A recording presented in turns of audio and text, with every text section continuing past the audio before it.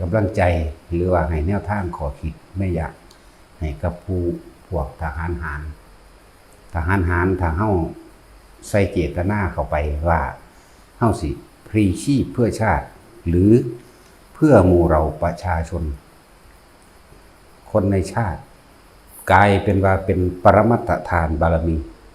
คือสละชีวิตตัวเองให้ทานเพื่อรักษาผู้อื่นบ่เป็นบาปเด้อพวกทหารนั่นนะพวกทหารนั่นแหละจึงบอกว่าแผ่นดินนี้สมเด็จพระนเรศวรก่อกู้มากกับพ่อแห้งแล้วต่อโดยสมเด็จพระเจ้าตากยิ่งพระเจ้าตากเมื่อประกาศอิสรภาพว่าพลีชีพเพื่อชาติเพื่อรักษาแผ่นดินนี้เอาไว้เป็นพุทธบูชาเด้อนั่นแหละหมู่ทหารสิมีเลือดนักสู้เลือดพระนเรศวรเลือดพระเจ้าตากเลือดจิตวิญญาณเลยรักชาติพลีชีพเพื่อชาติชีวิตของเราเนี่ยมอบให้แด่แผ่นดินนี้โดยเกิดกลายเป็นปรมัตถทานทันทีคือทานชีวิตเด่นทานชีวิตสละชีวิตตัวเองเพื่อปกป้องหมู่เราประชาชนนะเป็นปรมัตถทานทันทีนั่นแหละใส่เจตนาเข้าไปตัวนั้นเลยแล้วก็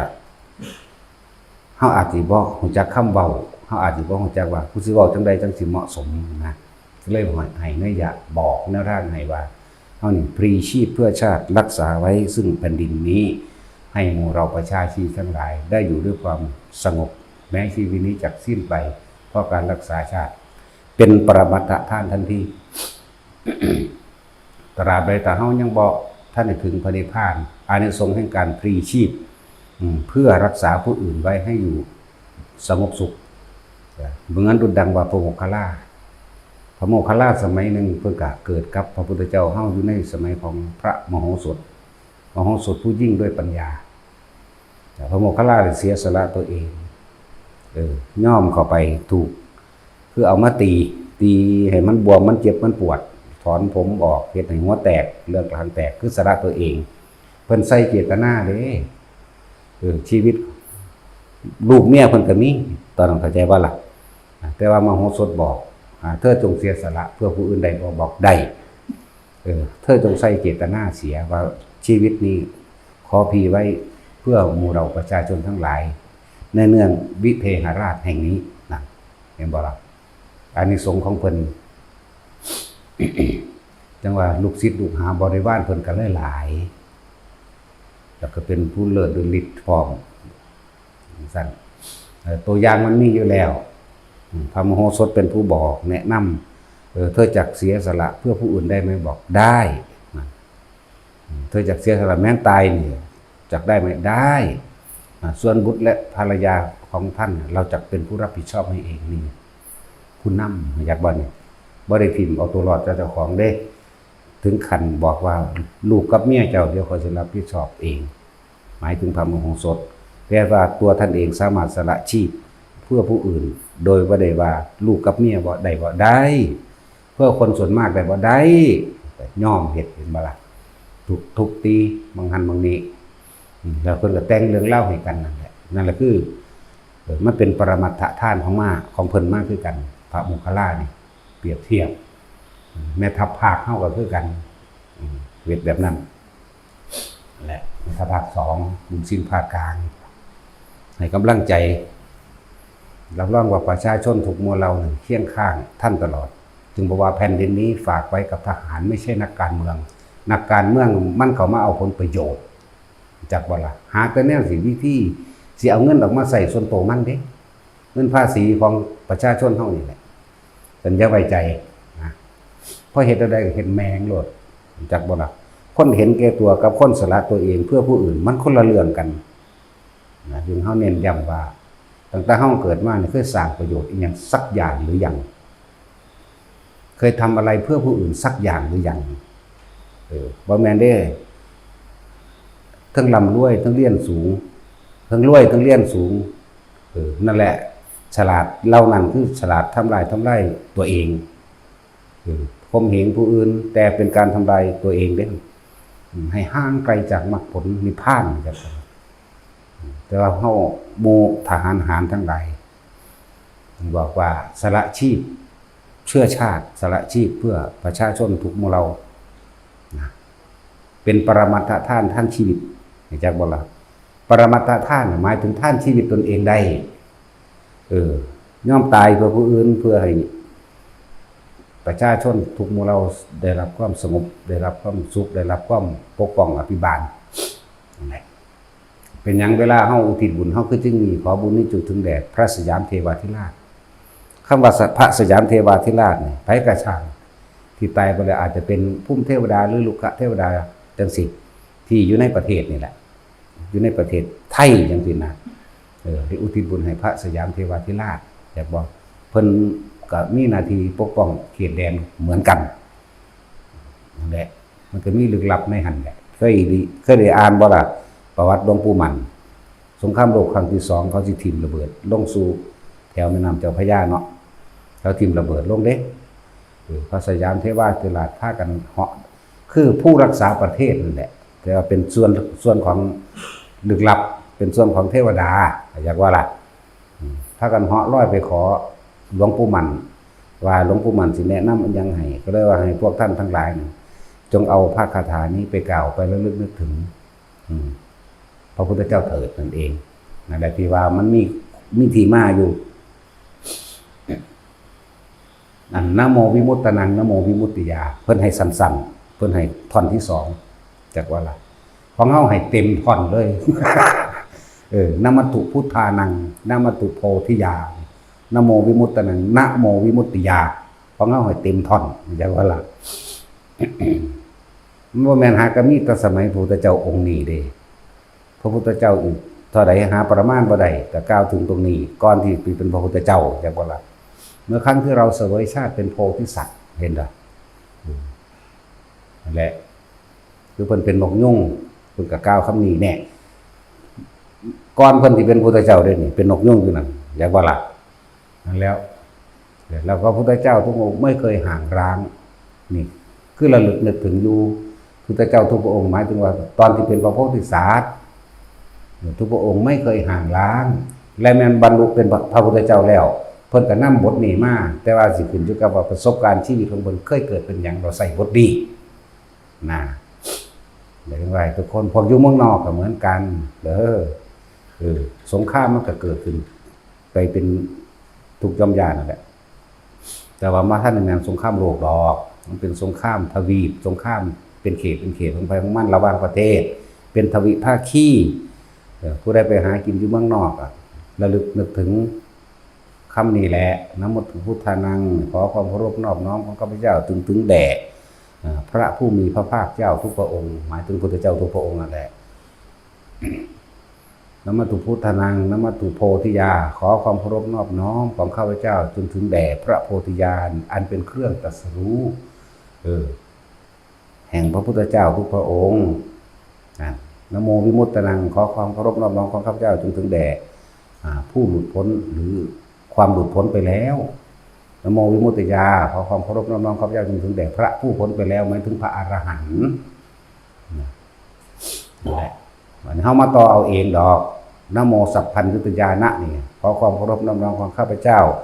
ถึงแด่พระผู้รู้ทั้งปวงผู้รู้ทุกอย่างเดินว่าสัพพัญญูอย่างนั้นแหละอันนี้เฮามาต่อเอาแล้วก็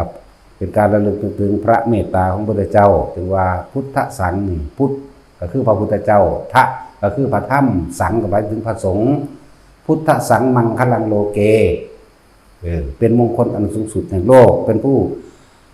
มีเมตตาอันหาประมาณหาที่สุดที่ประมาณไม่ได้พุทธสังฆ์มังคลังโลเกเมตตัญจสัพพโรกัสสมิงมานะสัมภาวเยอปริมาณังพระพุทธพระธรรมพระสงฆ์เป็นผู้มีเมตตาอันหาที่สุดหาประมาณไม่ได้เพราะความเมตตานี้ต้องแผ่ไปในเหล่าหมู่เยยะสัตว์ทั้งหลายเยยะสัตว์ทั้งหลายหมายถึงทุกจิตวิญญาณเลยบวรมนุษย์นะนั่นแหละพุทโธกัมมัฏฐาโมกัมมัจจุติสัมพุทโธอันนี้เนี่ยแต่ทุกอย่างมีที่มาเบิดนั่นแหละบ่แม่นเฮาแต่งเอาเองแต่ว่าเฮาเอามาต่อซื่อกรรมใดๆที่ได้เกิดขึ้นแล้วนั่นน่ะขออโหสิกรรมด้วยอำนาจแห่งองค์พระสัมมาสัมพุทธเจ้าข ขออโหสิกรรมพร้อมอันนี้นามตูพุทธนังมาจากไสก็มาจากพระพุทธเจ้าห้องนี่แหละ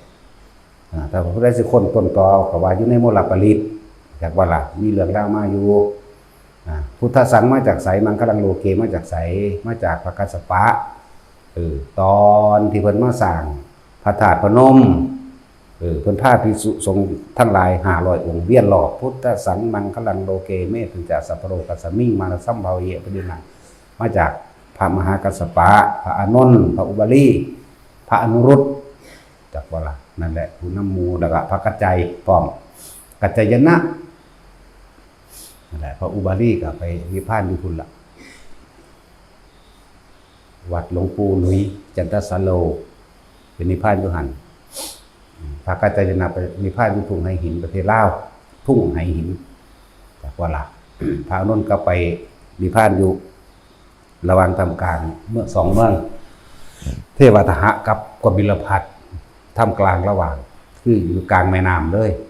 แม่น้ำโลหินีแม่น้ำเป็นเขตเรื่องสั้นพระกัสสปะก็ไปคือผ่านอยู่เขตท่ามเข้ามาแต่ในไทยนี่แหละในภูเขา3ลูกล้อมไว้7ลูกล้อมอีกสั้นหนึ่ง3ลูกล้อมอีกสั้นหนึ่งเป็นสั้นแหละนั่นแหละที่เอามาเนี่ยบ่แม่นว่าเฮาแต่งเอาเองแต่งบ่เป็นแต่ว่าจับมาต่อได้อยู่จังว่าผมอยู่เมืองนอกกับพยายามท่องจำไว้เด้อท่องให้มันขึ้นปากคล่องใจเลยรู้ความหมายเป็นอย่างดีนี่แปลแล้วความหมายมันบ่ล่ะมันจะเกิดกลายเป็นการทรงชาติเจริญชาติด้วยปฐมชาติเพราะปฐมชาติมันก็มีความคิดอยู่นี่ก็คิดถึงอันนี้แหละเข้าใจว่าล่ะคิดถึงนามตุพุทธนังนี่แหละนี่คือคิดแล้วก็ต่อเนื่องกันเรื่องว่าวิตกแล้วก็เป็นวิจารณ์เมื่อระลึกนึกถึงแล้วปิติมันก็เกิดของมันเองดอกสุขเอกคตาเพียงแค่ปฐมฌานก็คุมตนเองได้แล้วจากบ่ล่ะแล้วเฮ็ดไปเถอะ หมู่ทหารก็คือกันท่องอันนี้โลดท่องเอาเองให้มันเกิดขึ้นคล่องปากขึ้นใจดูเข้าไม้เป็นอย่างดีนี่ท่องเอา พระสยามเทวาธิราชมันได้รับจากหลวงปู่มันเพราะนั้นเอาให้2 ท่อน1ตัวเนาะนะโมวิมุตตานังนะโมวิมุตติยานั่นแคล้วคลาดจากปลอดภัยจากสงครามเนี่ยบ่สงครามยังไงบ่ค่อยมีดอกนั่นแหละ เลือดพระนเรศวรเลือดพระเจ้าตากเด้อเสียสละชีวิตตัวเองเพื่อประชาชนพวกเจ้าจะมีอานิสงส์ของพวกเจ้าเองแบบถ้ายังไม่ถึงซึ่งบริวารของพวกเจ้าที่ได้รับความสงบสุขนั่นเอิ้นว่าแม่นบ่ว่าคือบริวารมันก็เป็นบริวารเองในตัวมันดอกเฮ็ดไปเถอะอีกอย่างนึงคือเป็นปรมัตถทานทานชีวิตให้ชีวิตเป็นทานให้ชีวิตเป็นทานแล้วเป็นประโยชน์ต่อผู้อื่นเด้นั่นนั่นแหละสร้างประโยชน์ตัวนี้พลิกความคิดตัวนั่นแหละสู่ไปรอดจะไปย่อมเสียจริงๆมันใหญ่กว่านั้นพุ่นแต่สิพูดถึงเนาะแต่ว่านี่ให้กำลังใจหมู่ทหารทุกคนเลือดพระเจ้าตากเลือดพระเจ้าตากเบิดนั่นแหละเลือดพระนเรศวรเลือดพระเจ้าตากพระเจ้าตากประกาศอิสรภาพแผ่นดินนี้สร้างไว้เอาไว้เป็นพุทธบูชาเป็นที่รองรับพุทธศาสนาเด้ออย่าไปย่อมเสียว่าได้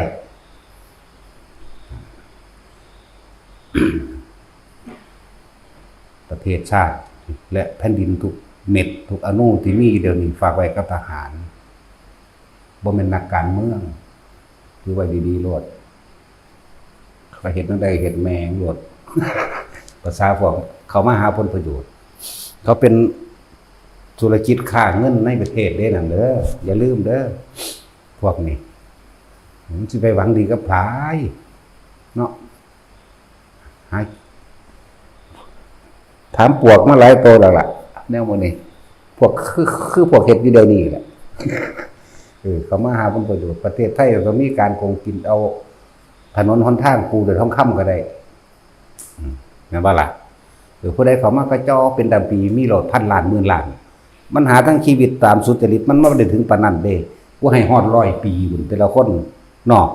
งั้นว่าล่ะ ให้100 ปีเลยอันเงินเดือนถ้าสุจริตนี่บ่ถึงเป็น4 ปี10,000 ล้านเหรอมันจะเอามาแม่ก็ทางไหนแต่ว่ากินคนเนาะสั่นแหละบอกอย่าไปสอนบาปดอกกับคนโกงคนบ่มีคุณธรรมคนบ่มีคุณธรรมบ่มีศีลธรรมทำกันแล้วก็ยุ่งมีขาซ้ำยุ่งหนึ่งเด้คนพวกนั้นเขาบ่ได้ตื่นเต้นเด้แต่คนสร้างประโยชน์น่ะระวังอย่าไปเฮ็ดอย่าไปใกล้อย่าไปคัดอย่าไปขวางคนสร้างประโยชน์พวกนี้เป็นคนมีคุณมหาศาลแม้ทหารเกณฑ์ก็สร้างพวกเด็กน้อยลูกหลานนั่นพลิกจิตเลยพลิกความคิดเห็นใหม่เลยว่าเฮาสิสละชีวิตเฮานี่รักษาพื้นแผ่นดินนี้ไว้เพื่อหมู่เราประชาชนโลดนั่นแหละทหารน้อยก็สร้างทหารใหญ่ก็สร้างให้มันใหญ่ที่ใจให้มันใหญ่ที่ประโยชน์จักบ่ล่ะทหารใหญ่ใหญ่ที่ประโยชน์ประชาชนทหารน้อยก็ใหญ่ประโยชน์ประชาชนเหมือนกันบัดนี้ใจบ่เลยใหญ่เสมอกันเพราะทุกคนสละชีวิตตนเองเข้าใจบ่ล่ะบ่ได้เกี่ยวกับยศได้บัดนี้ไม่เวลารบมันบ่ได้เลือกเด้ในพ่นลูกปืนบ่ไปหาบ่แม่นเด้ทหารน้อยมันบ่ไปบ่แม่นเด้มันไปทั้ง12กันเด้เนาะบ่มีกฎหมายตัวใดห้ามลูกปืนบ่ให้ไปหาเด้ออกรบแล้วมันเสมอกันเด้เห็นบ่ล่ะนั่นแหละเราคือเพื่อนกันอยู่ไว้โลด ออกรบแล้วเสมอกันซะนั่นแค่เป็นพิธีมันซื่อๆดอกเวลาอยู่ในหน่วยในกองเป็นธรรมดาให้ความเคารพนับถือกันแต่คนที่เคารพนับถือกันจริงๆคือคนที่ให้โดยไม่หวังสิ่งใดตอบแทนสร้างประโยชน์แต่พวกเฮาก็คือกันพวกเฮาเฮ็ดได้ตามความสามารถเฮาก็สละความเห็นแก่ตัวนั่นออกเวลาประเทศมีภัยสิ่งใดมีเฮาพออุดหนุนกันนะช่วยเขาก็ช่วยเรานั่นแหละเข้าใจบ่ล่ะอุดหนุนกันมีหยังก็แบ่งปันกันไปถ้าเฮาบ่มีประเทศที่อยู่เฮาเป็นทาสเด้อเข้าใจบ่ล่ะเป็นทาสจังซั่นถ้าทหารบ่แข็งแกร่งแล้วไผสิแข็งเนาะทหารบ่เสียสละแล้วไผสิเสียนักการเมืองบ่ได้เสียเด้มาเอาเด้นั่นน่ะธุรกิจการเงินเด้นั่นจักว่าอาชีพนักการเมืองธุรกิจการเงินแม่นบ่ล่ะพวกนี้ลงทุนเด้เอาซื้อเสียงเบิดนั่นแหละถ้าว่าแม่นเบิ่งดูถ้าเอาสาบานบ่เนาะถ้ามันบ่แม่นให้กูตายไผอีใดบักใดก็ตามเนาะถ้าแม่นสู้ตายเก็บโซโคตรบ่กล้าก็แล้วกันจังซั่นแหละนั่นแหละเขามาแค่ 3-4 ปีเนาะแต่ว่าทหารอยู่ชั่วชีวิตเด้นั่นแหละก็ให้กำลังใจพากันสวดทองไวโรจน์นะมัตถุพุทธานังนะมัตถุโพธิญาณนะโมวิมุตตังนะโมวิมุตติยาได้สำนึกเอาสำนี้นะโมสัพพัญญุตญาณะแต่เอาเต็มกันเลยพุทธสัมมังคลังโลเกมิตจัสสัพพะโลกัสมิงมันสัมภาวะเยอภริมนังพุทโธกัมมัตธัมโมกัมมัจจุติสัมพุทโธนี่ทองไว้คล้องปากขึ้นใจมันเหมือนธรรมดาเลยเป็นเจ้าสิปฏิบัติธรรมบ่ปฏิบัติธรรมกับทางบาดจิตสุดท้ายสิตายนี่ไหมระลึกถึงบทนี้มันไปสวรรค์เด้จากว่าล่ะมันไปสวรรค์เลยพุทโธมันนี่ไปสวรรค์หรือนะโมตัสสะภะคะวะโตนี่ไปสวรรค์ทั้งสั้นแหละแต่ว่าอันนี้มันป้องกันตนเองได้มันเป็นฌานมันเป็นการทรงฌานแต่ก็มันมีอีหยังอยู่ในหันแหละถ้ากันสวดเอาทองเอามันเป็นการทรงฌานเจริญฌานตัว วิตกก็คือคำเบานั่นแหละวิตกคิดถึงคำนี้นะมัตถุพุทธนังเอื่นมาวิตกวิจารณ์ประคองไว้อย่าวอกแวกเดี๋ยวปิติมันก็เกิดเองหรอกเกิดความอาการขนลุกขนพองสุดยอดเก่าขึ้นมากำลังใจฮึกเหิมและมีสิ่งปกป้องตนเองพร้อมเด้อเมื่อกำลังชาติมันเกิดขึ้นเมื่อมีปิติเกิดขึ้นมีสิ่งปกป้องตัวเองในตัวนั่นแหละโดยว่าต้องไปเอิ้นมากมันมาเอาเองหรอกพวกนั้นจากว่าล่ะนั่นแหละเราจะเปรียบเทียบแล้วพระอินทร์กับมาตรีเทพบุตรเวลาเขาออกตรวจสอบโลกมนุษย์หรือหาตรวจโลกมนุษย์บ้านใดหลังใดหรือบุคคลใดมีการท่องบนสัตยายทำคำสอนโดยเจ้าไหว้พระสวดมนต์มูพระอินทร์ก่อนที่เขาสู้เขตมนุษย์นะเพิ่นสิไหว้ไปในทิศทั้ง10เด้จากบ่ล่ะหรือเพิ่นไหว้ไปนี่จังว่าไหว้มนุษย์นี่เด้อย่าลืมว่าเทวดาทั้งหลายสุคติของเทวดา ที่ปรารถนาของเทวดาคือโลกมนุษย์คือโลกมนุษย์เด้อแต่ว่ามนุษย์อยากเป็นเทวดาเนาะเทวดาคันอยากเป็นมนุษย์นั่นแหละเวลาเพิ่นสิออกตรวจโลกมนุษย์จังซี่เพิ่นสิบายไปในทิศทั้ง10ขอความเคารพนอบน้อมของข้าพเจ้าถึงแด่บุคคลผู้ถึงพระรัตนตรัยบุคคลผู้มีศีลบุคคลผู้สร้างประโยชน์แก่ผู้อื่นคือธรรมบุคคลผู้เลี้ยงบิดาบุคคลผู้เลี้ยงมารดาบุคคลผู้เลี้ยงบุตรและภรรยาด้วยความสุจริตแต่เป็นผู้ยิ่งก็ว่าบุคคลผู้มีความซื่อสัตย์เป็นผู้ยิ่งเลี้ยงมารดาและบิดาเหมือนกันเด้นั่นแหละบุคคลผู้ทรงฌานเจริญฌานเห็นบ่กุละไล่ไปจนถึงพระอรหันตเจ้าทั้งหลายนี่เลื่อนว่าเพิ่นยกมือไหว้ไปทั้งทิศทั้ง10มาตารีเป็นคนขับรถก็เลยถามว่าพระเจ้าข้าพระองค์ไหว้อีหยังนี่นะก็เลยว่าไหว้อันนี้แหละไหว้มนุษย์ผู้มีศีลธรรมใช่แล้วถ้าบ้านใดเมืองใดบุคคลใดในขณะนั้นแม้นกล่าวคำระลึกนึกถึงพระรัตนตรัยแม้นสินะโมกะสร้างนะโมตัสสะภะคะวะโตอะระหะโตกะสามแม้นพุทธังธัมมังสังฆังสรณังคัจฉามิก็ตามมันสิสะเทือนไปหาเขาโลดจากบ่ล่ะแม้ชั่วขณะหนึ่งก็ตามมันสิสะเทือนไปหรือผู้ภาวนาพุทโธก็สะเทือนไปหรือผู้ทรงฌานโดยอานาปานสติยิ่งเชื่อมอย่างนานเลยอันนี้นั่นแหละแล้วจิตมันสงบแม้นเฮาสิระลึกเพราะความกลัวก็ช่างเข้าใจบ่ล่ะพูดถ้าสิเว้าเรื่องพระพุทธเจ้าพวกสวรรค์ชั้นยังละเคารพกันนั่นนะก็ยังมีการแต่งท่องขึ้นมาเรียกอาณาติยปริตนั่นน่ะนั่นแหละโอ้ยสิเว้ามันยาวโพดกับยือบ่ค่อยได้ปานใดยาวพวกเทวดาทั้งหลายพวกอสูรรบกันกับเทวดาสัจจตุมเทวดาหมู่ใหม่เทวดาหมู่เก่าว่ากินเหล้าเมาสันก็ฟาดลงภูเขาแล้วเกิดความแค้นซึ่งกันถึงเวลาแล้วก็เป็นโลกตันซะบัดนี้เทวดาแล้วก็ตั้งท่งให้ตั้งท่งนั้นตัดติดยศให้แต่ว่าขณะนั้นความสยดสยองความบาดกลัวความคังคานก็ยังเกิดขึ้นอยู่ตัดมาเรื่องพระพุทธเจ้าว่าแม้นการระลึกนึกถึงสิ่งเหล่านั้นความขั้นครามความสยดก็ยังเกิดขึ้นอยู่แต่หมู่ภิกษุทั้งหลายเราได้เมื่อทึกถึงเราตถาคตเห็นว่าล่ะว่าเป็นที่พึ่งอันประเสริฐสูงสุดพุทธเจ้าหมายความว่าเครื่องจริงที่พระศาสดานำมาแสดงพุทธเจ้ากับธรรมเคลื่อนเดียวกันได้บัดจากบ่ล่ะจึงได้เห็นแจ้งซึ่งความจริงจากบ่ล่ะความสยดสยองความกลัวนั้นจักหายไปจึงขึ้นชื่อว่าเป็นพระสงฆ์หมายถึงบุคคลผู้ระลึกนั่นนะเป็นผู้สงเคราะห์ตัวเองได้เป็นผู้เอาตนเป็นที่พึ่งได้ตนเป็นที่พึ่งของตนได้เพราะเอาตนกับธรรมกับตนพึ่งตนพึ่งธรรมได้เริ่มว่านึกถึงพุทธธรรมสงฆ์ความคันค้านความหวาดกลัวความสยดสยองย่อมหายไปสั่นก็แม้ความเบิ่นตัวมันบ่คิดถึงเรื่องอื่นไหมพวกย่านผีกับพุทโธไปมันก็บ่คิดถึงผีมันก็เศร้าย่านนั่นตัวเนาะอันนี้ก็เหมือนกันพุทธังธัมมังสังฆังสรณังคัจฉามิแน่คำนึกตัวนี้มันบ่ไปนึกถึงวาดรูปผีไหมถ้าวาดรูปผีเรามึงอยู่ไสมันก็ย่านเบิดนั่นแหละเนาะสั่นแหละว่าถามอยู่เสมอดอกแต่ละคนระลึกนึกถึงเบิ่งเด้อแต่เฮาเกิดมาเฮาเคยเสียสละเพื่อผู้อื่นหรือยังหลายคนก็สิเถียงอยู่ว่าเป็นทางสิบ่เฮ็ดเด้เนาะแต่ว่าพวกเจ้าเนี่ยเฮ็ดเพื่อหยังขนาดให้ทานทำบุญหาพ่อหาแม่มันยังขอเนาะมันสิเสียสละอีหยังสิไปว่าหยังกับเสือหรือผู้อื่นอันบ่แม่นญาติหรือแม่นญาติก็สร้างนี่ขนาดกับพ่อกับแม่นี่หรือทำบุญว่าสิตัดความโลภออกได้หรือสิสละความเป็นก็ได้อะไรมันยังเห็นก็ตัวยิ่งเก่าๆอีกเวลาท่านอย่างไรขอตะพื้นตะพื้นอยู่ขอได้สวรรค์ขอได้วิมานเกิดพบได้สัตว์ใดคำว่าทุกข์เข้ามายากจนอย่าให้มีกับผู้ฆ่าเด้อว่าล่ะบางดูมันยังไปขอความทุกข์อยู่เนาะสั่นแล้ววันนี้สิอุทิศบุญพะนะมันบ่ไปดอกจะคำว่าพะนะบ่สั่นแล้วนั่นแหละขณะทำบุญหาพ่อหาแม่ก็ยังขอไหมแน่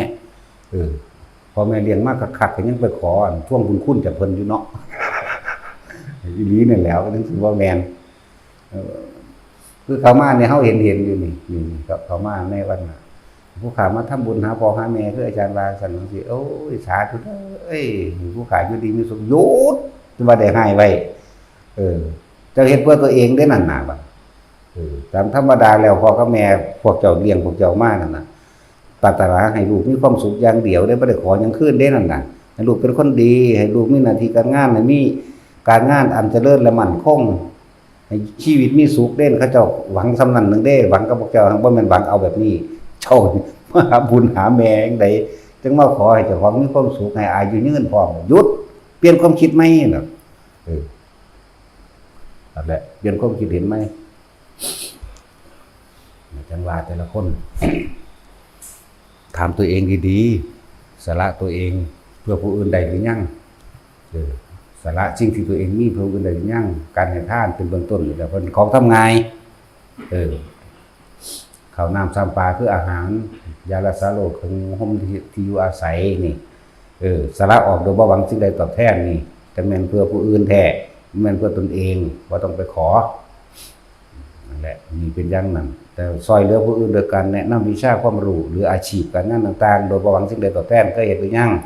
หรือซอยผู้อื่นโดยใส่กำลังแรงกายตัวเองโดยหวังสิ่งใดตอบแทนก็เห็นหรือยังนั่นน่ะที่ไปว่าหยังกับสละชีวิตตัวผู้อื่นหมายบ่ล่ะผู้สละชีวิตตนเพื่อให้มนุษย์สัตว์ชนทั้งหลายได้รู้ธรรมเห็นธรรมยากที่สุดคือตัวนี้นอกนั้นบ่ได้ยากเลยอันอื่นมาเทียบแล้วบ่ยากเลยเขาสละความสุขทั้งโลกแม่นบ่ล่ะสละลูกสละเมียเด้สละกามเด้นั่นน่ะเพื่อสินำเอาความจริงที่พระพุทธเจ้าทรงสั่งสอนแสดงไว้ออกมาเปิดเผยออกมาเผยแผ่เพื่อให้คนได้เห็นทางแห่งความพ้นจากการเกิดพ้นจากการเกิดเพราะการเกิดมันเป็นทุกข์เกิดเป็นหยังก็สร้างทุกข์บัดแล้วถ้าว่าจะทุกข์ก็จะเกิดตัวเนาะมันว่าแท็กซี่ปากว่าบ่เกิดแล้วบ่อยากเกิดแล้วแต่ว่าปัจจุบันเดี๋ยวก็ศูนย์ผู้นั้นเดี๋ยวก็ศูนย์ผู้นี้อยู่นี่แหมเนาะนี่แหม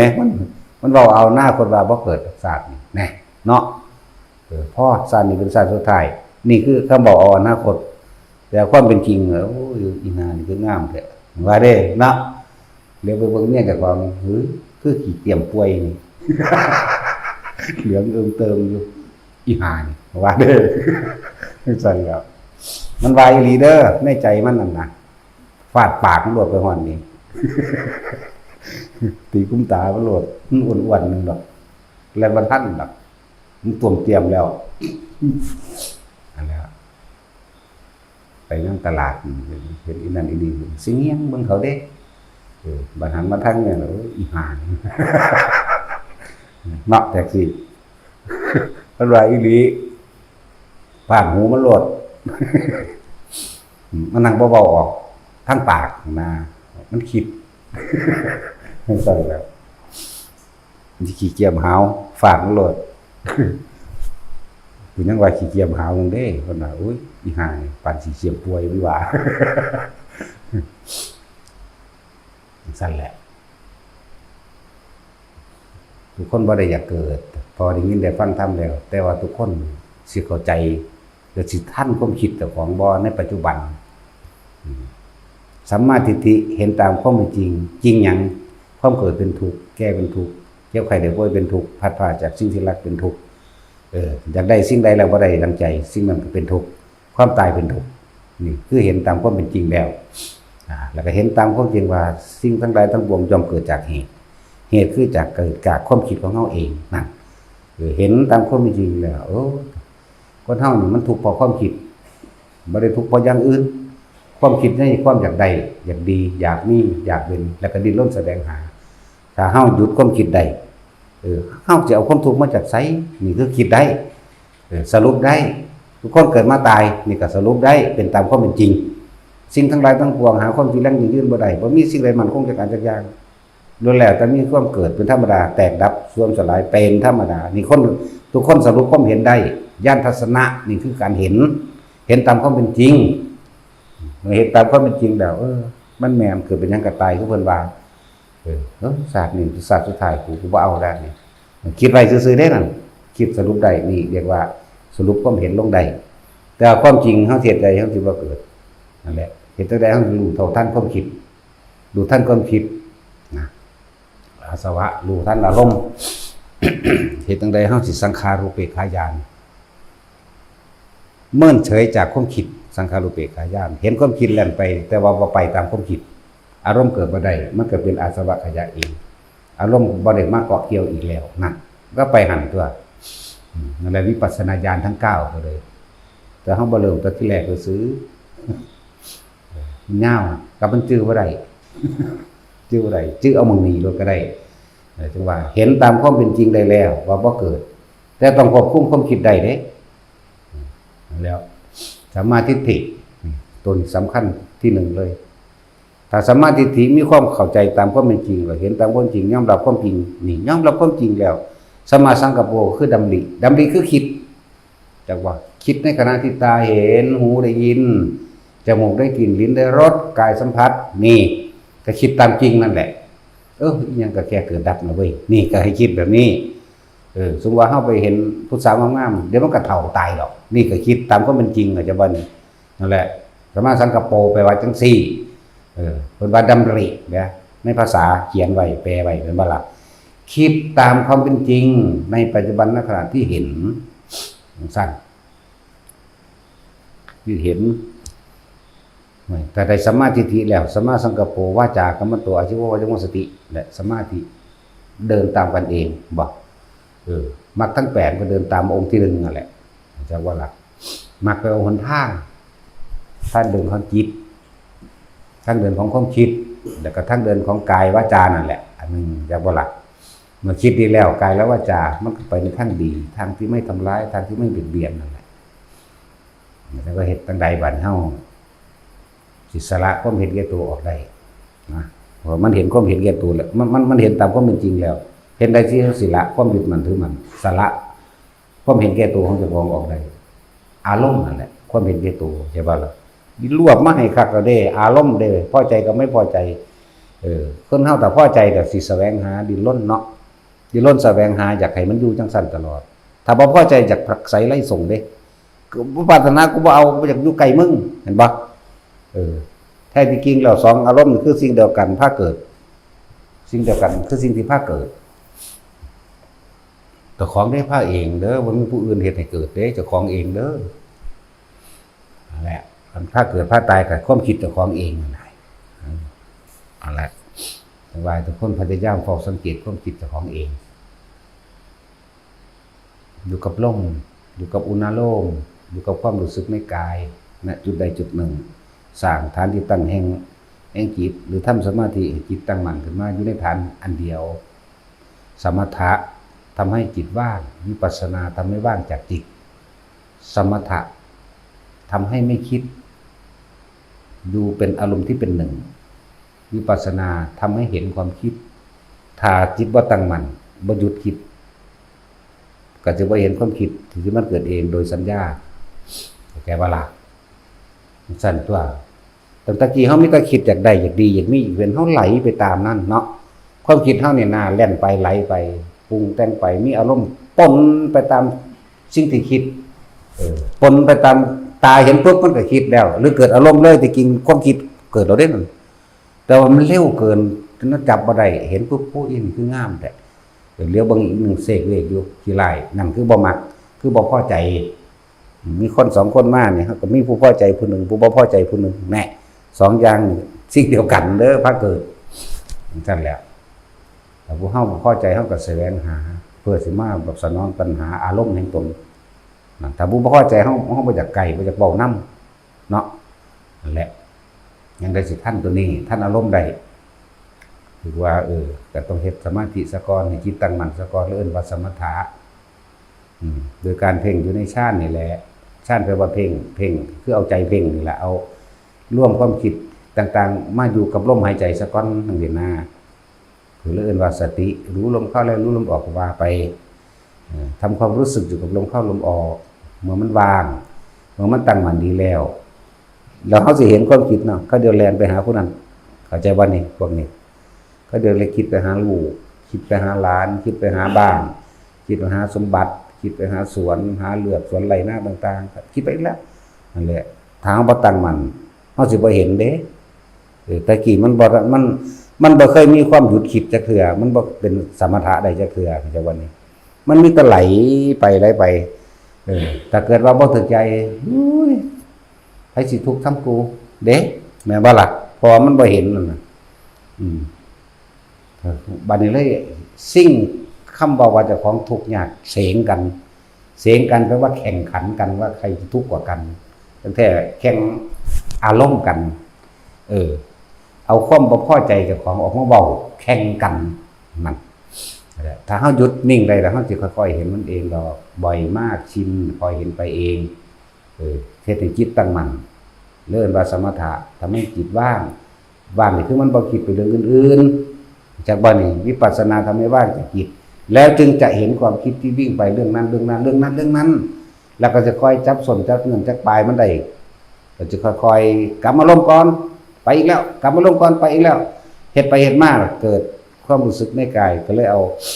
นี่แหละอุณโลมนี่แหละหรืออาการปิติปราโมทย์ที่เกิดขึ้นอยู่ระหว่างกายมาเป็นเครื่องอยู่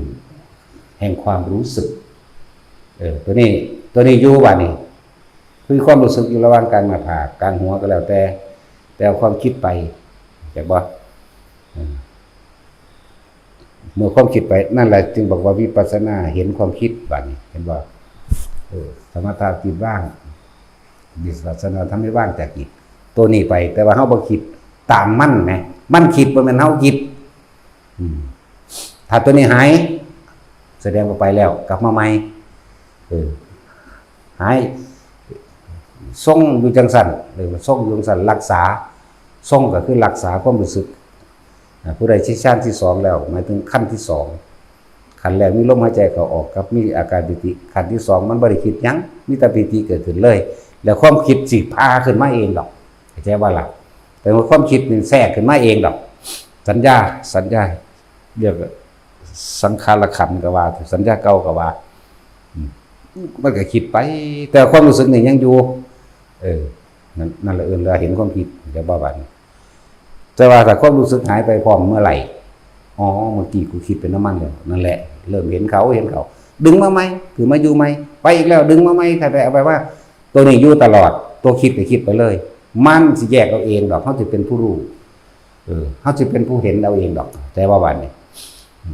บางทีก็เห็นแต่ของหายใจมันบางทีก็เห็นความคิดไปตั้งหากเห็นความรู้สึกเรื่องนี้หายใจตั้งเงืองอีกคุณเลยแต่ว่าจะแทรกความคิดเห็นต่างๆเข้าไปพาอีกคือเป็นนั่นนี่ก็ว่าไปนั่นแหละเกิดยังขึ้นกระสร้างจะคิดจะแทรกจะแซงให้เป็นผู้รู้ผู้ดูผู้เห็นเฉยๆนี่สรุปเอาแต่เป็นธรรมดานั่นแหละเกิดขึ้นไม่ระวังลอยเถื่อนี่ยังแทรกแซงอยู่เนาะบ่ได้เบาหน่อยได้ลอยเถื่อได้นี่ขี้ปะติ๋วได้ซ้ำนั่นมันก็ยังกลุ่มเจ้าของมันคือคิดแนวนี้อยู่เด้เนาะคิดแต่แนวเร็วๆเด้เนาะแต่ถ้าสิร่วมเข้ามาหาพวกนักปฏิบัติทั้งหลายส่วนมากจะคิดปรามาสครูบาอาจารย์เข้าใจว่าล่ะมันสิปรามาสครูบาอาจารย์เด้มันสิเก็บคำบ่ถูกใจเข้าไป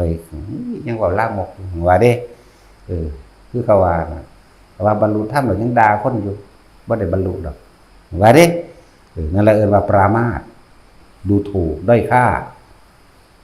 นั่นสั่นเขาบ่ได้บรรลุคือเขามาถามบรรลุธรรมมันก็ยังด่าคน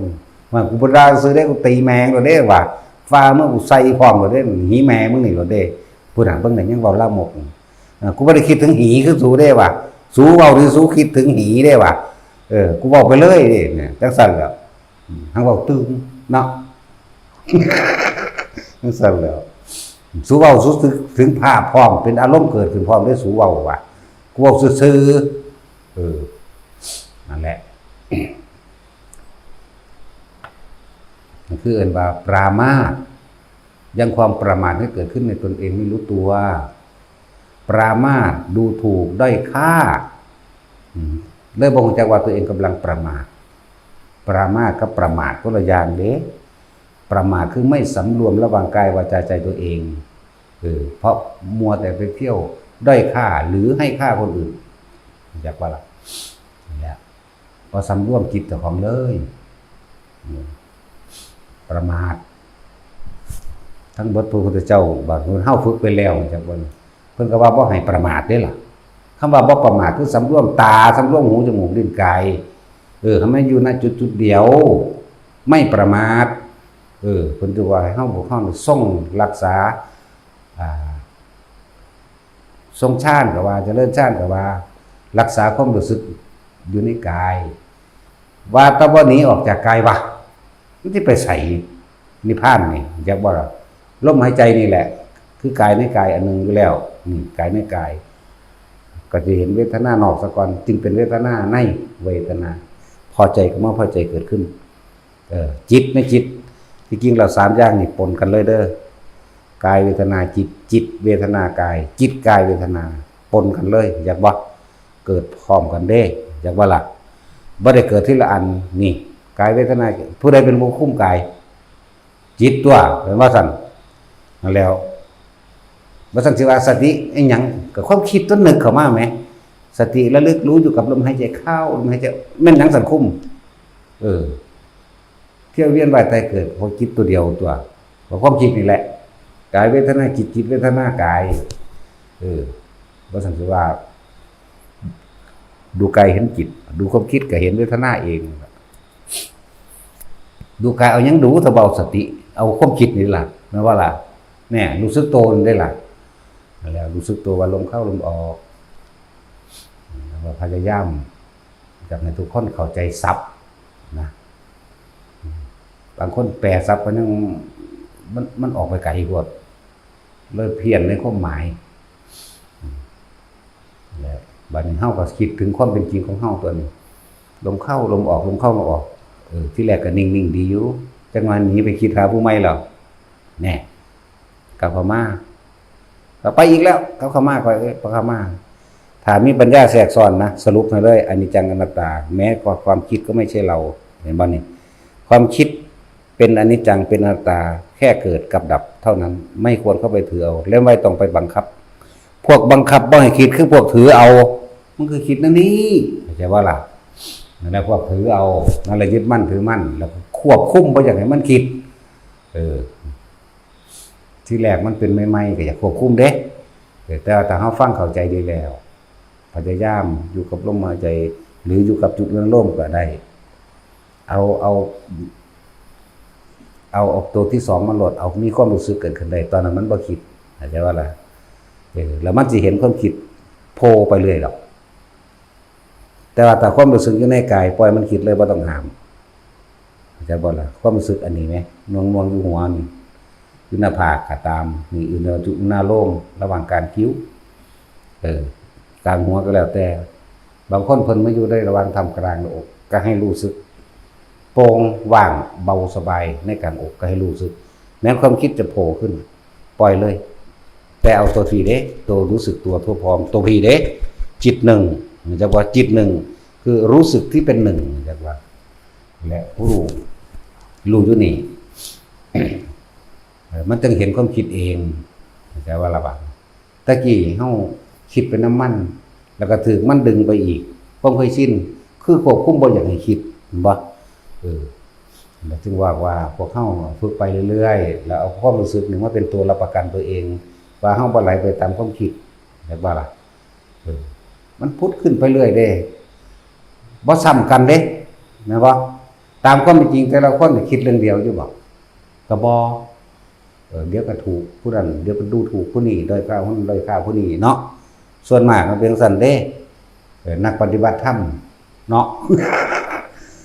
อย่าไปผิดเถียงกับผู้อื่นต่อมาก็มาเถียงกับเจ้าของนั่นแหละปล่อยมันเลยแต่เอาความรู้สึกมาประกันตัวเองไว้ในอีกอันนึงได้บัดนี้มันสิมีแบบนี้คือจังเฮาบ่อยู่กับลมหายใจคือจังเฮาบ่ได้อยู่กับความรู้สึกในกาย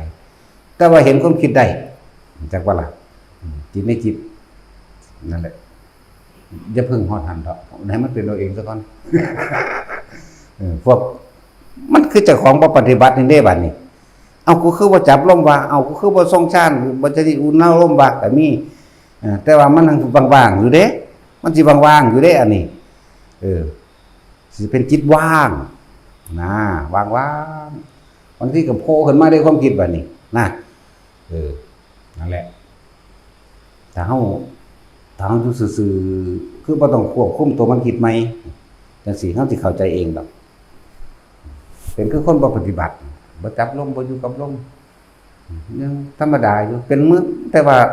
ตัวนี้สิว่ามันเป็นปกติของมันเด้นั่นแหละทำไปเถอะเรื่อยๆบ่ปฏิบัติหยัง แต่ว่าท่านเบิดท่านตรงใดตาเห็นกับท่านบ่คิดหูได้ยินก็บ่คิดหยังบ่คิดแต่ว่าบ่มีตัวอยู่บ่แม่นว่าบ่ได้อยู่ในนี่บ่ได้อยู่นี่บ่ได้อยู่หน้าอกนะแต่ว่าอยู่กับผู้รู้เลยนะอย่าเพิ่งฮอดหันดอกผู้ใดฮอดล่ะหังดี หังดีนั่นแหละโล่งๆโป้งไปเด้เวลาคุยกันกับคนก็คุยอยู่คุยเรื่องกันใส่ความคิดคือกันคุยแต่ว่าเจาะจงเป็นเรื่องสุว่านี่กลุ่มนึงเว้าเรื่องนี้แต่อยู่ข้างๆเฮาเอานี่กลุ่มนึงนี่กลุ่มนึงนี่ผู้นึงเว้ากับเฮานี่เฮาสิบ่สนใจผู้นี้2กลุ่มนี้จะบอก2กลุ่มบ่เข้าใจเฮาสิจ่อเฉพาะเจาะจงกับคนที่เฮาเว้าแล้วไปเลยเด้สิบ่นำของพวกนั้นมาคิดใหม่เด้อันนี้เป็นคือบ่ปฏิบัติหยังนี่แหละ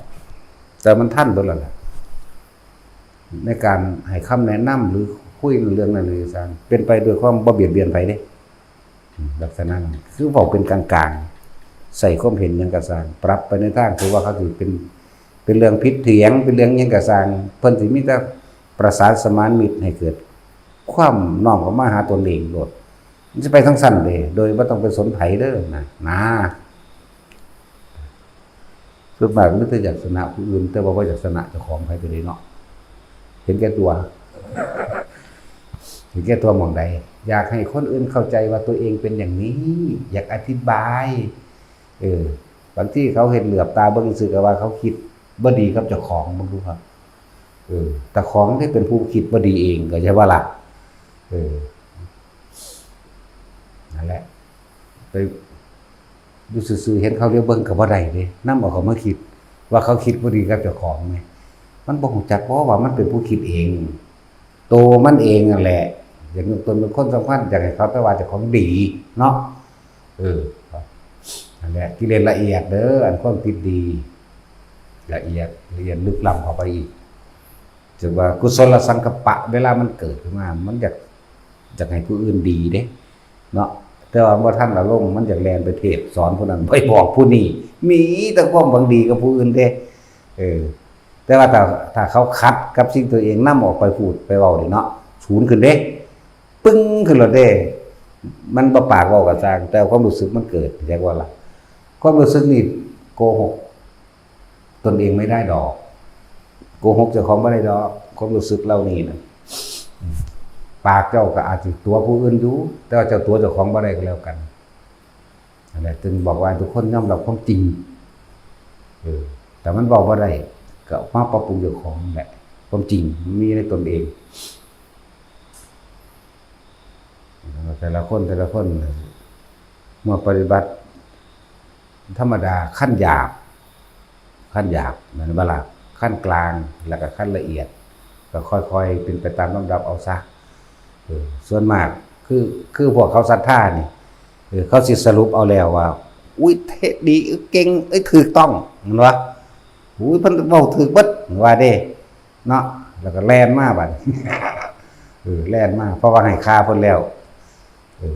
อารมณ์นี่มันพอใจเราเด่นจักว่าพอใจว่าเพิ่นเทศดีพอใจเพิ่นเว้าตรงพอใจเพิ่นเว้าถูกพอใจเบิดเด้นั่นจักว่าเดี๋ยวนี้ไปหาจับเอาแต่ยอดมันมาจนบางคนว่าขอบวชเนาะบวชไปแล้วมาเห็นนั่นเห็นนี่เข้าไปเอาอีกแบบนึงได้บาดนี่แม่ว่าล่ะทั้งสั้นแหละอีกแบบนึงบาดเพิ่นเว้าบ่ถูกใจก็มีได้บาดนี่เนาะนั่นแหละหลายๆอย่างมานี่นั่นแหละไปก็ดีจึงบอกว่าอาจารย์บ่ได้เลือกลูกศิษย์เป็นผู้เลือกอาจารย์เนาะมาให้ค่าเพิ่นแล้วก็ด้อยค่าเพิ่นแล้วหนีก็มีเด้เนาะเพิ่นอยู่หม่องเก่าเข้าใจว่าเดี๋ยวนี้เพิ่นอยู่หม่องกลางๆมันขึ้นอยู่กับตัวเองเด้เห็นว่าเพิ่นเป็นเพียงผู้แนะผู้บอก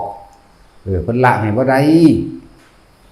แต่ละให้ได้โอ้ยบ่ฮอดพี่ดอกพุทธเจ้าละให้เฮาแล้วเนาะนั่นแหละจังว่าในโลกนี้หรือโลกใดก็สร้างบ่มีผู้ใดเสกสนบันดาลยังให้ผู้ใดได้ล้วนแล้วแต่ตัวเองสร้างขึ้นมาเองทั้งสิ้นที่พระพุทธเจ้าว่าสัตว์โลกเป็นไปตามกรรมกรรมุนาวัตติโลโกสัตว์โลกมันก็เป็นไปตามการกระทำของตัวเองอันเกิดจากจิตเจตนาสักก่อนกายและวาจากระทำต่อนี่บ่มีผู้ใดดลบันดาลสุขและทุกข์ให้ใครได้บ่มีผู้ใดสาปแช่งผู้ใดตกนรกไปเป็นเปรตเป็นผีได้แต่ว่าล่ะบ่มีผู้ใดให้พรไปสวรรค์ร่ำรวยหรือไปพรหมโลกนิพพานได้บ่มีผู้ใดอวยพรผู้ใดมีความสุขได้ล้วนแล้วถ้าเกิดขึ้นจากตนเองปั๊บนั่นแหละพวกที่ว่าพระเจ้าดลบันดาลนั่นดลบันดาลนี่ก็ยังคือทุกข์อยู่สั่นคือบ่ดลบันดาลความทุกข์มันหายออกคือนี่คือบ่ดลบันดาลความของข้าในใจของเจ้าของมันหายออกเนาะแม่นว่าล่ะสวดอ้อนวอนอยู่ว่าสั่นสวดจนทั้งเลียดหัวออกเลียดดังแตกออกลองเบิ่งดูมันสิดลบันดาลอยู่เนาะหรือทำพิธีถวายของบูชายันต่างๆเอามึงเฮ็ดเข้าไปมึงเฮ็ดกันตายพุ่นเฮ็ดตัวว่าเบิดแนวสิเฮ็ดเบิดให้เบิดหน้าเบิดเงินเบิดทองมันสิโดนบันดาลอยู่บ่นั่นแล้วนั่นแหละธรรมะเป็นของกลางธรรมะนี่เป็นของทุกชีวิตสรรพสัตว์ธรรมะคือความจริงของทุกชีวิตสรรพสัตว์สัตว์โลกเป็นไปตามกรรมนึงกระทำสิ่งใดอย่างใดละผมสิ่งนั้นทุกสิ่งทุกอย่างมีความเกิดธรรมดาดับเป็นธรรมดาแม่นทั้งบัดทุกชีวิตสรรพสัตว์เลยบ่เกี่ยวกับศาสนาศาสนาเป็นเพียงแค่ว่าบอกแนวทางหรือบอกอัตลักษณะของศาสนานั้นๆเฉยๆเด้แต่ว่าธรรมะเป็นของกลางเป็นของมีอยู่ก่อนฮอดพระพุทธเจ้าเกิดซึ่งมันมีอยู่แล้วเพิ่นไปคนพบคนพอความจริงเพิ่นถึงนำความจริงนี่ออกมาสอนบ่ได้แม่นว่าตะกี้มีศาสนาบ่ทันได้ว่าพุทธศาสนาเด้มีแต่ว่าเมื่อครั้งเราเสวยชาติเป็นโพธิสัตว์เหมือนบ่ล่ะถ้าเป็นพระพุทธเจ้าเฮาก็ดีแต่พวกผู้ล่อค่อยความหวังผู้อื่นให้เจ้าของมีความสุขบ่มีทางตราบใดที่ยังยื่นมือขอความช่วยเหลือจากบุคคลผู้อื่นตามนั้นเจ้าจะบ่ได้เป็นอิสระเลยเจ้าสิบ่เป็นอิสระเลยเจ้าสิล่อตั้งแต่ให้คนมาซอยนั่นแหละมันเบิ่งตาแค่ล่อคนมาซอยสำนิทล่อให้พระเจ้ามาซอยเห็นบ่ล่ะซึ่งเรื่องธรรมะนี่บ่ได้เกี่ยวกับศาสนาคนที่มีความหวังว่าคนที่มีความหวังว่ามีเทพเทวดาอินทร์พรหมทั้งหลายสิมาช่วยนี่ก็เรียกว่าถือผีเรียกว่าถือเทวานิยมแม้ศาสนาอื่นว่าล่อพระเจ้ามาไถ่บาปเป็นบ่นั่นก็เทวานิยมแม่งคนที่ขึ้นชื่อว่าในสำนักทะเบียนว่าศาสนาพุทธก็บ่ต่างกันกับอื่นๆก็บ่ต่างกันกับที่ล่อความหวังให้เทพเทวดาอินทร์พรหมพระเจ้าพระพรหมทั้งหลายมาดลบันดาลไม่ต่างกันเป็นอันเดียวกันแล้วแต่ธรรมะเนี่ยเข้าใจแล้วเข้าใจสัมมาทิฏฐิเห็นตามความเป็นจริงสัตว์โลกเป็นไปตามกรรมคือการกระทำของเฮาเองเกิดจากจิตเจตนาเป็นเริ่มต้นนี่คิดสิ่งไหนก็จะทำสิ่งนั้นนี่ก็จะเป็นอย่างนั้นนี่อันนึงเลยนี่บ่ล่ะแล้วอันนี้ถ้าเว้าเรื่องศาสนาเอาเกิดเหมือนกันบ่สัตว์มันมีศาสนาบ่สัตว์เดรัจฉานมันก็เกิดเหมือนกันมันก็แก่เหมือนกันเนาะบ่มีศาสนาเด้แต่ว่าเป็นธรรมะเข้าใจบ่เจ็บป่วยเหมือนกันบ่พัดพรากจากสิ่งที่รักร้องไห้เสียใจเหมือนกันผู้ใดว่าสัตว์บ่มีความคิดมันคิดผิดเด้อว่าล่ะสัตว์เดรัจฉานมันไม่มีมันจังสิบ่มีนั่นแหละและคนและสัตว์หรือทุกศาสนาบัดนี้เว้าตายเหมือนกันไหมเนาะเอามือจุ่มน้ำร้อนมันก็ร้อนคือกันเด้ล่ะบ่ได้เกี่ยวกับศาสนาเนาะนี่คือความจริงนี่คือธรรมะนั่นแล้วเฮาเห็นนั่นคืองัวนี่คือควายเนาะเขาขายแยกลูกแยกแม่แยกพ่อเนาะพ่อบ่เกี่ยวนั่น ส่วนมากแม่เพราะเป็นกรรมของผู้หญิงเนาะส่วนมากพอมันเซิ่งเหล่านี้ได้มันสนใจได้บางครั้งแม่นว่าซั่นแต่ว่าแม่มันฆ่าท้องลูกไว้อยู่ที่ลูกกำลังกินนมอยู่9 เดือนหรือ10 เดือนนี่ก็ซ่าแยกออกขายให้น้ำกันเด้มีความคิดว่าล่ะว่าสัตว์นั่นน่ะมีเนาะสั่นตัวให้น้ำแม่ก็ให้หาลูกก็ให้หาแม่เขาเอาขึ้นรถแล้วยังแล่นน้ำก้นรถเด้ ฟึดเสือกออกได้แล้วมันบ่ล่ะจังซั่นแหละนั่นแล้วถ้าพลาดจากสิ่งที่รักเสียใจเหมือนกันไหมนี่คิดเป็นไหมนี่คิดเป็นจังซี่บ่คิดว่าซั่นมันสิฮู้ภาษาบ่ก็ภาษามันงัวควายก็เฮ้ยๆมันบ่ล่ะจังซี่มันก็ไปคือกันตัวหมาก็ไปบัดนี้เนาะจังซี่เซะมันก็ไปอยู่เด้ล่ะอันนี้ภาษาหมาสั้นแล้วถ้าว่าบ่ฮู้ภาษาถ้าว่ามันบ่คิดเป็นมันก็คิดเป็นคือกันตัวมันสั้นแล้วมันเฮาบ่ฮู้มันซื่อๆไว้แต่ลองฮู้ปวกเบิ่งดูมันก็คือกันตัวมันต่างกันได้ล่ะยกเว้นไว้ถ้าสังเสชะบ่มีอันนี้บ่มีแต่ว่ามีความเจ็บปวดร้อนหนาวสังเสชะจังซั่นซึ่งเขาใส่ชื่อว่าแมงหัวค้อนน่ะนะตัวนี้ยาวเปื่อยๆอ่อนๆดอกบ่มันไปซ่าๆนี่คือสัตว์ที่เป็นสัตว์เดรัจฉานที่ตกต่ำที่สุดคือประเภทนี้เป็นประเภทนี้ก็เคลื่อนตัวได้ซ่าๆตัวนี้ลำตัวยาวๆนั่นแหละสัตว์ที่ตัวตกต่ำที่สุดในสัตว์นะจังว่าแต่ละคนเทียบเอาคำว่าธรรมะนี่คือความจริงของทุกคนเวลาคนที่หักบัดนี้คนที่เฮายินดีคนที่เฮาพอใจหรือคนที่เฮาเคารพนับถือคนที่เฮาฮักก็ว่าเขาตายหรือเขาจากเสียใจเด้ให้นำก็มีมันจากเป็นก็คิดฮอดกันเด้แน่เกี่ยวกับศาสนาบ่คิดฮอดกันบ่เกี่ยวสัตว์มันมีอยู่กับศาสนาบัดนี้นั่นแล้วคืองัวเขาขายแยกลูกแยกแม่แล่น้ำกรดรถนี่เห็นบ่ล่ะนั่นแหละศาสนาบ่นี่คือธรรมะนี่คือความจริงเป็นอันเดียวกันเบิดเพราะว่าคนละสัตว์ถึงว่ามันบ่แยกแยะบ่ได้ดอกเพราะว่าน่ะสัตว์นี่พุทธเจ้าสิใช้คำว่าสัตว์ตัวเดียวเลยเด้ไล่มาตั้งแต่สังเสชะพุ่นล่ะจนว่าฮอดเทวดาอินพรหมพุ่นฮอดอรูปพรหมก็ยังเอิ้นสัตว์เด้จักบ่ล่ะนี่พุทธเจ้าเอิ้นว่าสัตว์อย่างเดียวสัตว์ทั้งหมดตราบใดที่ยังมีตัณหาเรียกว่าสัตว์จักบ่ล่ะที่มาบาดนี้สำหรับบัดนี้จังแยกมาว่ามนุษย์เท่านั้น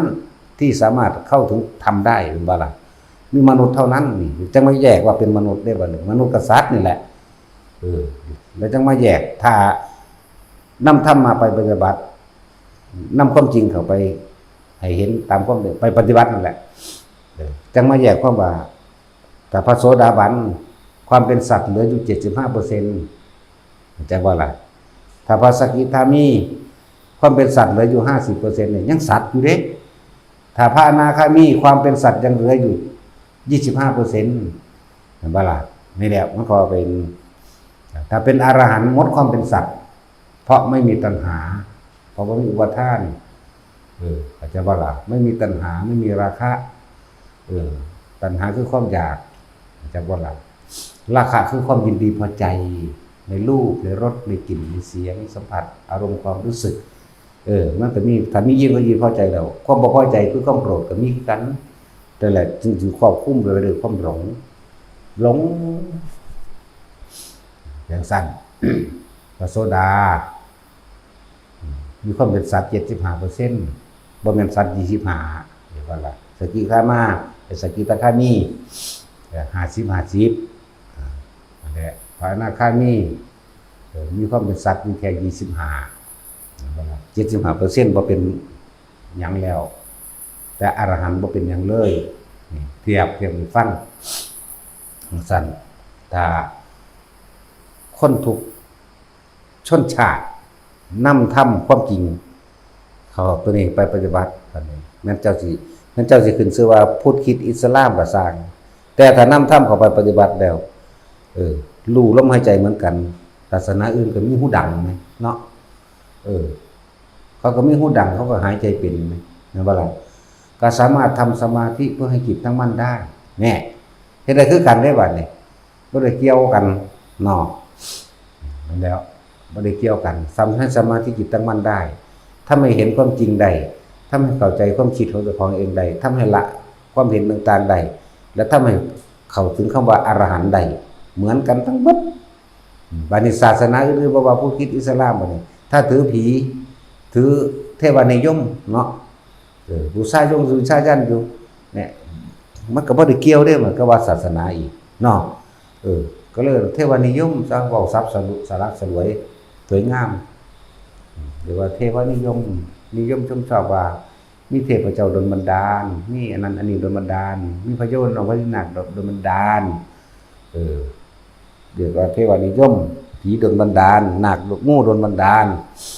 ไก่ดลบันดาลปลาดลบันดาลต้นไม้ดลบันดาลภูเขาดลบันดาลนั่นแหละคือความเห็นผิดนั่นแหละจึงบอกว่าพวกเจ้าสิพ้นจากความทุกข์ยากลำบากได้จังได๋ถ้าสิเว้าเรื่องทางโลกจะบ่เฮ็ดงานหยังล่ะจะมีแต่ไปขอนั่นขอนี่แม่นบ่ถ้าคนที่เฮ็ดงานด้วยตนเองเจ้าก็มีเงินเก็บขึ้นมาเองเด้ล่ะเนาะบ่ได้มีไผโดนบันดาลเด้นี่เนี่ยเจ้าของเฮ็ดงานเอาเองจังได้เอาเองเด้นี่จังว่าบ่มีไผโดนบันดาลจังว่าพยายามละความเห็นที่เป็นมิจฉาคือเห็นผิดจากความเป็นจริงเลยสัมมาก็คือเห็นตามความเป็นจริงเลยสัมมาเรียนสั้นแหละจังว่าแต่ละคนถ้าเฮาได้สัมมาทิฏฐิคือเข้าใจจงแจ้งหรือสัมมาอยู่แจ้งแตกฉานบ่มีข้อสงสัยหยังแล้วมันบ่ดีมันอีกบ่โดนบ่นานดอกแล้วความคิดของเฮาสิบ่ได้ไปเกาะเกี่ยวกับสิ่งศักดิ์สิทธิ์หรือสิบ่ได้ไปเกาะเกี่ยวกับการทำพิธีขอร้องอ้อนวอนนั่นบ่ล่ะบ่ต้องไปสวดนั่นนี่เพื่อสิให้ความอยากของเจ้าของเกิดขึ้นตามอารมณ์นั่นนั่นบ่ล่ะนั่นแหละจังว่าบ่มีผู้ใดสาปแช่งเฮาตกนรกได้ดอกบ่มีผู้ใดอวยพรเฮาขึ้นสวรรค์ได้ดอกตัวเฮาเองเฮ็ดเองล้วนๆนี่แหมบ่ซั่นสิว่าสาปกูได้เถิดสาปกูตกนรกนั่นเถิดเนาะสาปให้กูตายเดี๋ยวนี้ก็สาปให้เถิดแน่ถ้ามันบ่ตายเองมาไผสิไปสาปได้เดี๋ยวนี้เห็นบ่ล่ะสาปแช่งมันก็เลยแช่งชักหักกระดูกเนาะมีแต่ปากเว้าล้วนแล้วแต่เอาอารมณ์ซ้ำๆของเจ้าของออกมาแสดงเองนั่นแหละอารมณ์นั้นมันกำลังถึงแท่งเจ้าของมันหล่นมันเลยเอามาเว้าให้ผู้อื่นอีกแต่ว่าบิ่งก็เพิ่มความหนักของเจ้าของเองด้วยมันซั่นแล้วนั่นแหละแต่ว่าธรรมะนี่เป็นสิ่งที่พิสูจน์ได้อยู่แล้วมันพิสูจน์ได้เป็นพุทธะอันตัวว่าซั่นรู้ตื่นเบิกบานแจ่มแจ้งหายสงสัยมีแต่ความจริงบ่แม่นความเสื่อแล้วแต่คนมันเสื่อเร็วๆหรือแนวต่ำๆเพราะว่าทุกคนมันมีแต่แนวต่ำๆอารมณ์ต่ำคืออารมณ์เห็นแก่ตัวคนอื่นว่าอารมณ์ต่ำๆคือเห็นแก่ตัวมันบ่ยกจิตขึ้นสู่ที่สูงคือมันบ่สละตัวเองออกเพื่อให้มันเบาขึ้นเด้เนาะศาสนาความเห็นแก่ตัวมันก็เบาขึ้นมันก็บ่ต่ำขึ้นตัวอันนี้มีแต่แนวต่ำๆยิ่งอยากได้เท่าใดทั้งจมลงไปเด้จากบ้านนี้นั่นแหละเพียงใดก็ตายเบิดนะศาสนาใดก็ตามที่เว้าเรื่องศาสนาตายเบิดแต่ว่าเรื่องธรรมะคือความจริงตั้งแต่หมาตั้งแต่แมวมันมีศาสนามันก็ตายได้เนาะจังซั่นแล้วสัตว์ทั้งหลายช้างม้าวัวควายหมูเห็ดเป็ดปลาตายเบิดแน่บ่ได้เกี่ยวกับศาสนาเด้ล่ะพวกนี้จังซั่นแล้วถ้าผู้ใดเข้าใจอย่างแจ่มแจ้งแล้วเรียกว่าสัมมาทิฏฐิเห็นตามความเป็นจริงบ่มีแนวเถียงถกเถียงกันจักหน่อยเลยความเชื่อสิถูกเปิดเผยเองดอกบ่มีความสงสัยแม้แต่นิดนึงแล้วก็ใช้ชีวิตไปโดยบ่ต้องเบียดเบียน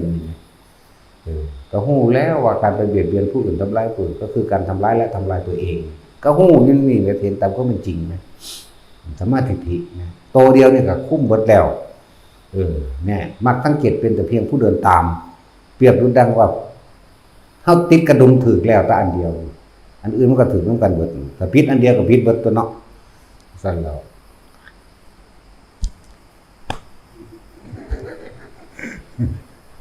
แหละเรียนซ้ำซ้อเนาะฮอดนำนี่มาอาศัยนอนอยู่เดี๋ยวนอนอิ่มแล้วไปเล่นอีกเด้นี่บ่แม่นเล่นทั้งว่ายิ่งสละความเห็นแก่ตัวได้มากเท่าไหร่ยิ่งเบาเท่านั้นเด้อใครก็ดีเบายิ่งเห็นแก่ตัวเท่าไหร่ยิ่งหนักยิ่งจมลงไปสู่อบายนั่นแหละ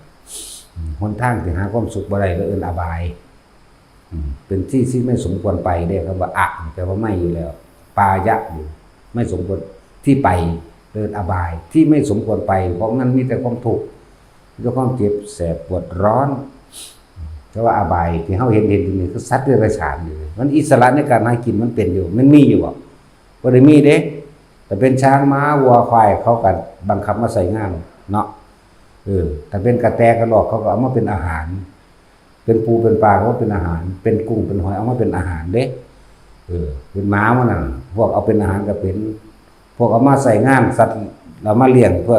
แก้เหงาแก้งอมหรือมาเป็นที่รับใส่ไล่ขโมยมันน่ะก็เป็นไปได้เห็นบ่ล่ะแมวมันนี่เอามาเป็นแค่เพื่อนแก้เหงาไล่หนูก็มีเนาะเอามาเป็นผ่านไห้ผ่านหนูผ่านกับแก่แล้วผ่านขี้เกียจเนาะแล้วขี้เกียจอยู่หันนี่ตัวใหญ่เซ็ตปั๊ดแต่แมวมานี่ กินกันเองแล้วจังว่าเฮาสละความเห็นแก่ตัวออกจึงคือเว้าเบื้องต้นนั่นแหละผู้ใดสละตนเองเพื่อผู้อื่นใดโดยเฉพาะการเอาชีวิตเขาแลกกับธรรมหมายถึงเอาความจริงทั้งหลายเอาชีวิตแลกยืนหยัดอยู่ในหลักธรรมหลักเดียวหลักแห่งความจริงอย่างเดียวบ่โอนเอ็นบ่หวั่นไหวดุจดังภูเขาหินแท่งทึบรถที่มาส้นกับรถพังเองอย่าว่าล่ะคือธรรมนี่เฮาติดตั้งมันยืนยันอยู่กับธรรมบ่โอนเอ็นบ่หวั่นไหวกับไผสิเว้าแนวใดก็สร้างเฮาคือเอาหลักเดียวเลยเนี่ยอะไรจึงบอกว่าธรรมราชาก็ว่าธรรมเจดีย์ก็ว่าเป็นผู้มีสัจจะก็ว่าบ่ได้หวั่นไหวกับไผบ่ได้ไปก็สร้างหีแมงแล้วเนาะมันเขาเรามาส้นกับรถพังเองเครื่องบินส้นกับเครื่องบินพังเองจักว่าผู้เขายิงแทงถึกนั่นแหละเปรียบคือคนบ่หวั่นไหวโดยทำคือความจริงอย่างเดียวคือเขาว่าอาจารย์บ่มีอย่างของขังมีซุ่มแต่ว่าบอกให้สูไปซื้อเอาเด้บ่ได้เฮ็ดขายว่าสารบ่เป็นบ่มีแนวผูกแขนบ่มีแต่ว่ากูบ่อยากผูกแขนกูผูกข้อหรือสนเข้าเนาะเล็กซี่มาซี่หูดังนี่เฮ็ดได้คือกันเด้ก็งัวก็ควายคนก็เลยแม่นบ่ซั่นเห็นบ่ซั่นพวกคนป่ารู้ๆอย่างตะกี้เขาก็ซี่หูดังนี่เด้ล่ะบ่เก็บดอกซี่ไปนี่ก็สนเข้ามานี่เนาะไว้เน้นน้ำมนต์ขี้ก็ได้นี่ซั่นแล้วน้ำมนต์แต่ได้น้ำมนต์โอ้ยมีแต่น้ำมนต์นั่นแหละโตนลงไปมันแห้งกับโตนอกโลกกับมนต์นั่นว่าเนาะแล้วนั้นไปหาพึ่งผ้าอาศัยยังสั่นเลี้ยวเล่านักก็นั่นพญานาคเอาเข้าไปงูอันนั้นพญาโคตรกับพวกไก่พวกนกนี่แหละลาบกินเนาะสั่นตัวมันจะเสือมาลาบแล้วทั้งดอยตัวหาการกล้วยมาลาบใส่แต่นกขุมสั่นตัวแล้วมันบ่หวังพึ่งตนเองเลยหวังพึ่งแต่ผู้อื่นพออย่างความเห็นแก่ตัวความโลภหาตัดสินใจของจากใดดีไม่เป็นอย่างเดียวนี่แหละบ่สละออกเลยหนักเลยเลยจมเลยลงแล้วสละความเห็นแก่ตัวได้มากเท่าไหร่ยิ่งเบาเหมือนบ่ซั่นบ่ได้กังวลบ่ได้ร้อนบ่ได้และวิธีสละความเห็นแก่ตัวคือลมหายใจเฮานั่นแหละมันบ่คิดจากใดอย่างดีมีเป็นเด้ศีลก็อยู่ในลมหายใจบารมี10ก็อยู่ในลมหายใจมรรคทั้ง8ก็อยู่ในลมหายใจทุกอย่างคือได้นี่แหละอยู่กับมันเถอะจากอยู่ในลมหายใจเดียว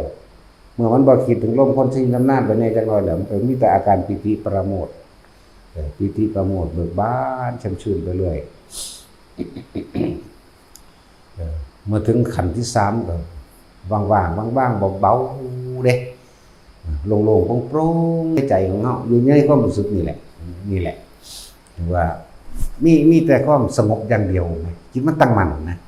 เรียกว่าสงบเพิ่งบางที่เพิ่นก็ว่าสุขเอกคตาจังซี่แหมภาษามันแหมแต่เฮาเอาความรู้สึกมาว่ามันเป็นโปร่งๆโล่งๆนะความรู้สึกทางกายก็เป็นโปร่งๆโล่งๆเด้แต่ความคิดหยังก็บ่เกิดเด้จังซี่นะเพิ่นเลยสุขเอกคตา